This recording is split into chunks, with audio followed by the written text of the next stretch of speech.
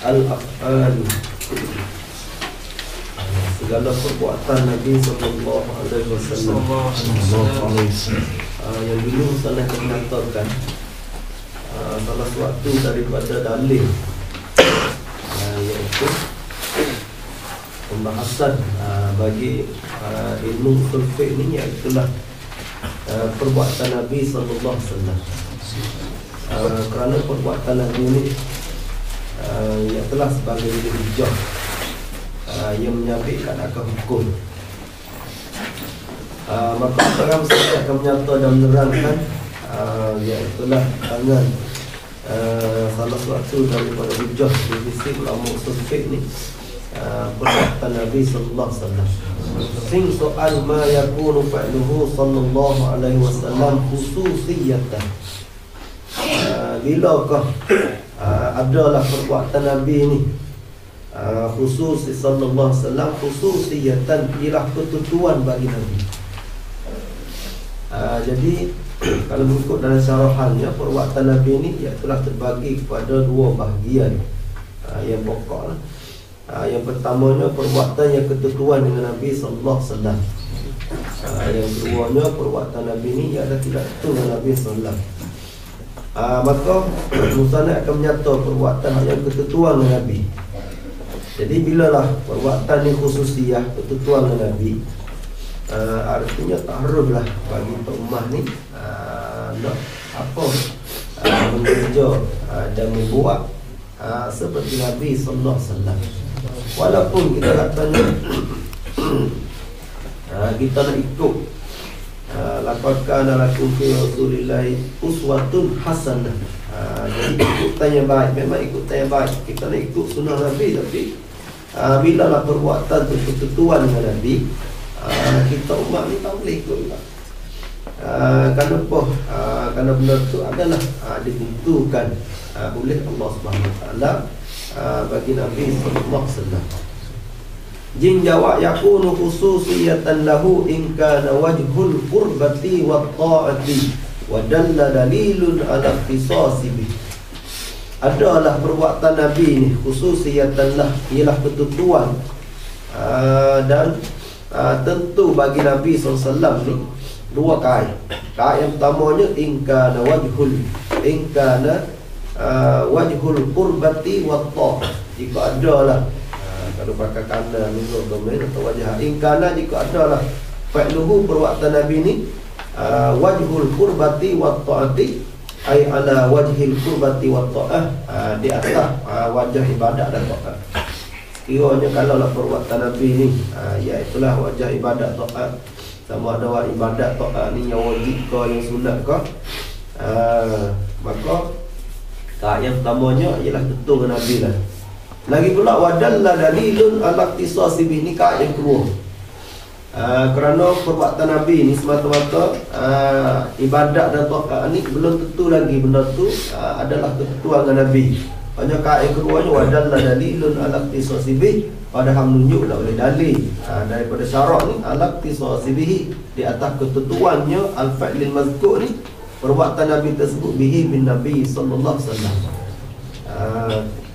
Jadi maknanya perbuatan yang kedua dengan Nabi ni, pertama dia atas wajah ibadat, yang keduanya benda tu adalah dalil nas daripada syarak yang soreh terang, yang menunjukkan di atas perbuatan tersebut ialah ketentuan bagi Nabi SAW. Maka kita umat tak boleh buat benda tu. Wa zalika li anna fa'lahu sallallahu alaihi wasallam la yakhlu imma an yakuna ala wajhil qurbati wa ta'ah amna. Jadi kait tamunya maknanya perbuatan wajah ibadat. Yang keduanya pasti ada dalil daripada syarak yang menunjuk di atas ketentuan perbuatan tersebut ni bagi Nabi sallallahu alaihi wasallam.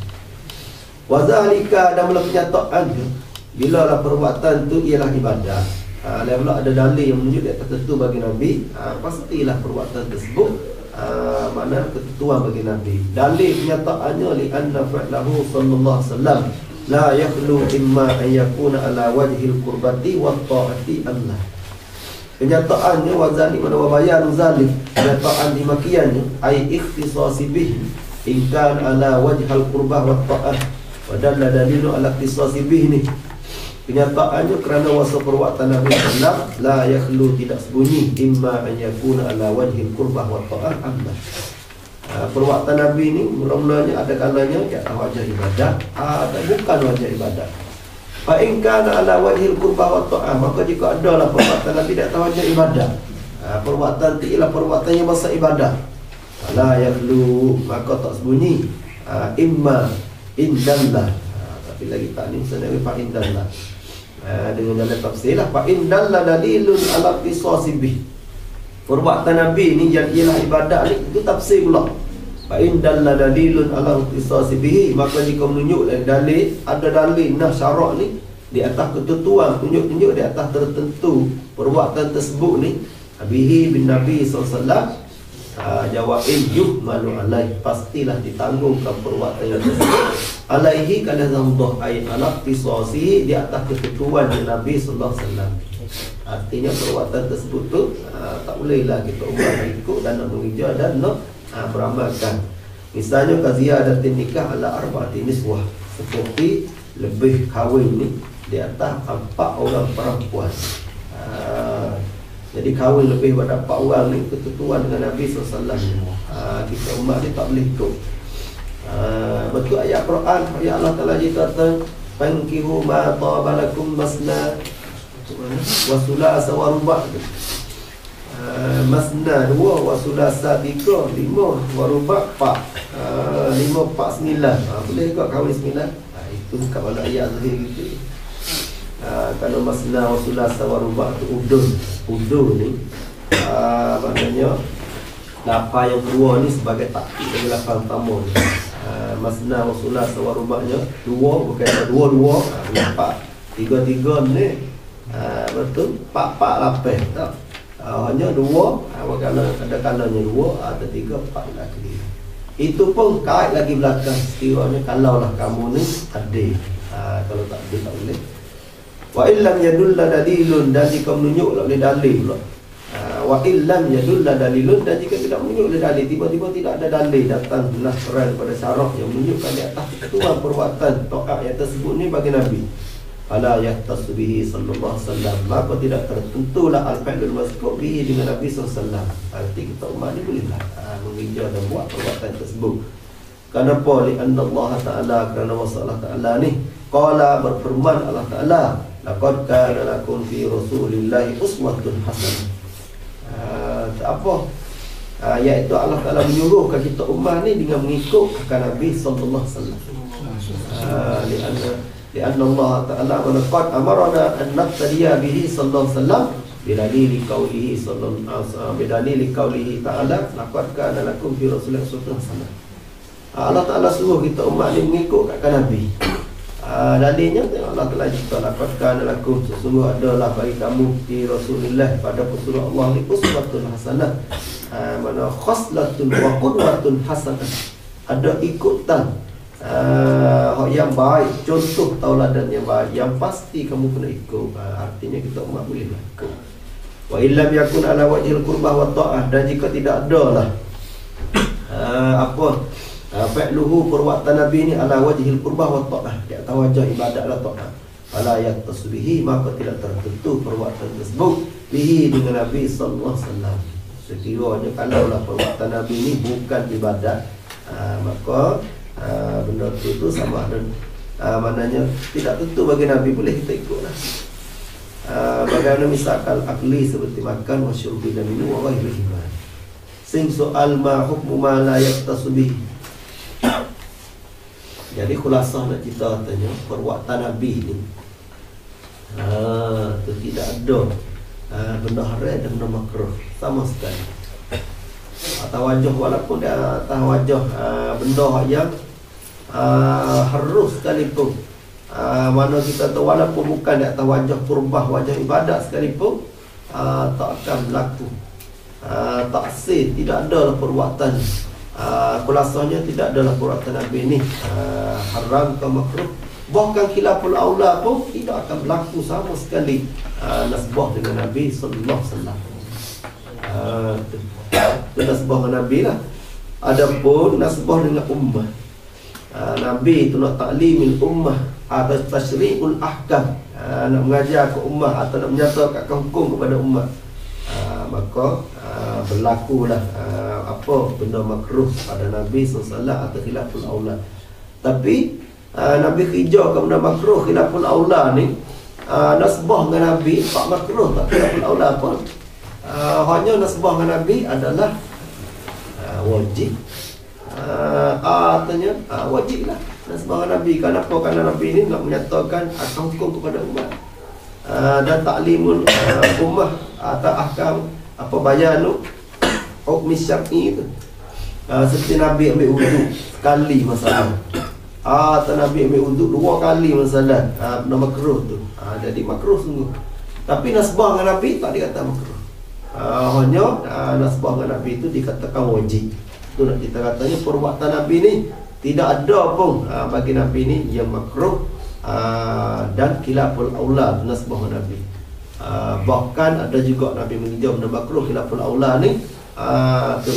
Tapi makruh khilaful aula nasbah dengan ummah, tapi nasbah dengan Nabi adalah wajib. Kerana Nabi ni nak taklimil ummah wa tasyri'il ahkam ila al-ummatihi sallallahu alaihi wasallam. Sing soal ma hukmu ma la yaktasu bihi in kana ala wajhil qurbah. Apakah hukum perbuatan yang tidak tertuang dengan Nabi tapi benda tu di atas wajah ibadat? Kita tahu di atas wajah ibadat tapi benda tu tak tentu dengan Nabi. Bagaimana? Jin jawabnya aqwalun, banyak khilaf ulama lah. Asahuha, kau yang paling kuat sekalinya yuhmadu ala wujubi, ditanggungkan di atas wajib. Ditanggungkan ala wujud di atas wajib pasti. Sekiranya kalau lah perbuatan di atas jalan ibadat, tapi tidak ada dalil nah yang menunjukkan di atas ketentuan bagi Nabi, sepuluh ulama kau yang asahnya menanggungkan hukum yang tersebut di atas wajib. Kerana wajib, kerana wajib ni fi hakina, pada hak kita ummah, wa haqihi sallallahu alaihi wasallam, dan pada hak Nabi sallallahu alaihi wasallam. Kerana puan anggota wajib ni annahu al-ahwatu, kerana bahasa al-wujud wajib ni lah al-ahwatu, adalah hukum yang terlebih cerumat dan diamat-amatikan.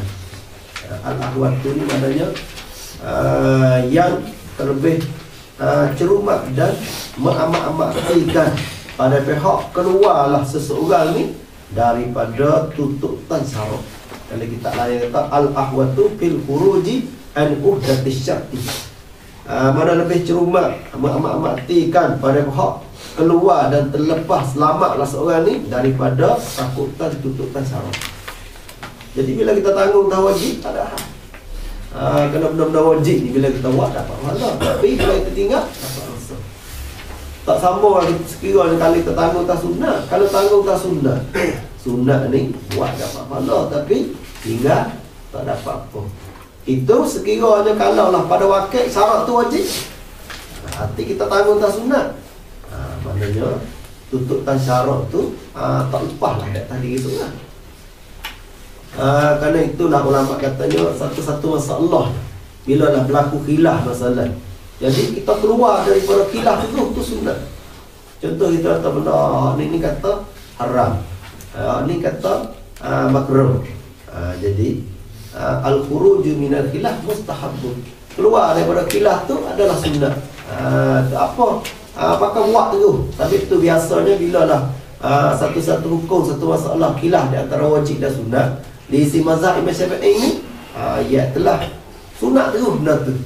Kerana apa? Kerana untuk nak keluar daripada khilaf, nak keluar daripada khilaf.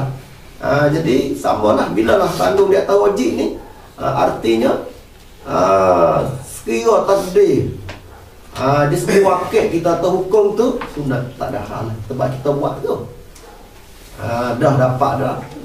Tapi sekiranya kalau kita tanggung hukum di atas sunnah, tiba-tiba pada wakil nafsul amri hukum Allah Ta'ala sungguh benda tu wajib, sedangkan kita tanggung atas sunnah, artinya kewajipan syarat tu tersangkut dan terlekat di atas jumlah diri kita dengan Allah SWT.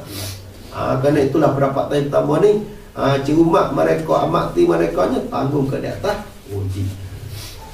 Wakilah dan kata pendapat yang keduanya adalah Nabi menanggung malu ala Nabi tanggung di atas sunnahnya. Okay, yang kedua yang katanya tanya sunat. Kalau sunat orang panggil benda yang yakin kami daripada tutup. Li'annahu al-mutayaqqanu ba'da talaq. Kerana wasanya sunat ni lah ialah benda yang paling yakin keabadian daripada tutup. Kita tahu wajib. Berat sangat tu. Tanya haram masalah. Berat lagi. Benda wajib ni benda yang tutup sebagai tutup yang wajib pasti kena buat. Kalau tinggal pasti siksa. Sama juga benda haram. Ya atas benda tutup tinggal sama sekali. Sekiranya kalau buat pasti kena siksa. Maka tengah-tengah. Apa yang tersunat? Kalau sunat ni yang pertengahan. Wakila dah kata